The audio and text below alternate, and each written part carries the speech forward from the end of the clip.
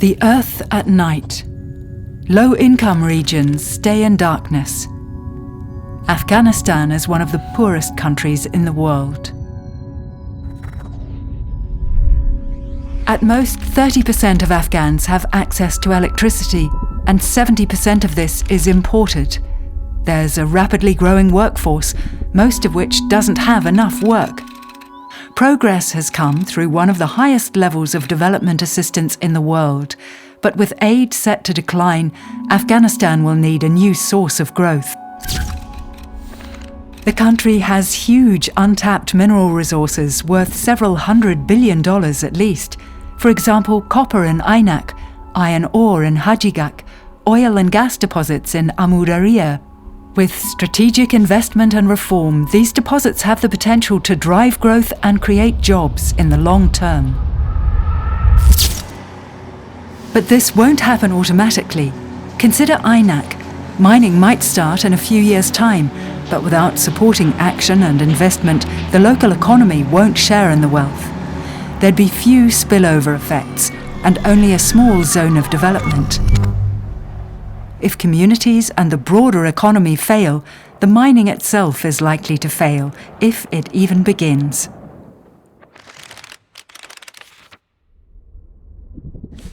To avoid this outcome, a careful sequencing of investment and reform is needed, and it should start now.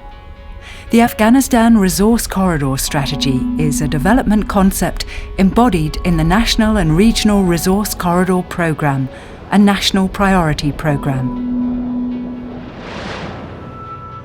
But what is a resource corridor?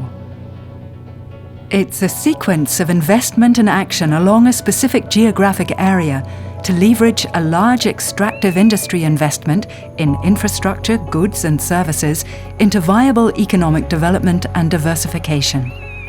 Aynak could anchor one of the first segments of Afghanistan's resource corridor.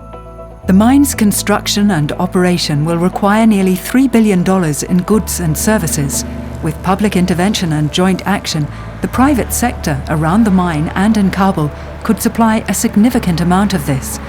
Along with the jobs in the mine itself, that would create many more in the supply chain.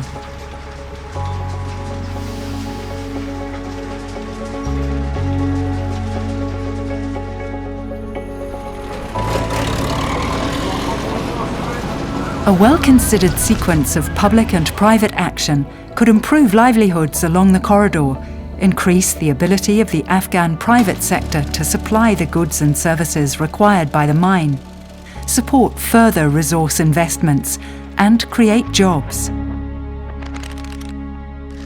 But how can this vision become reality?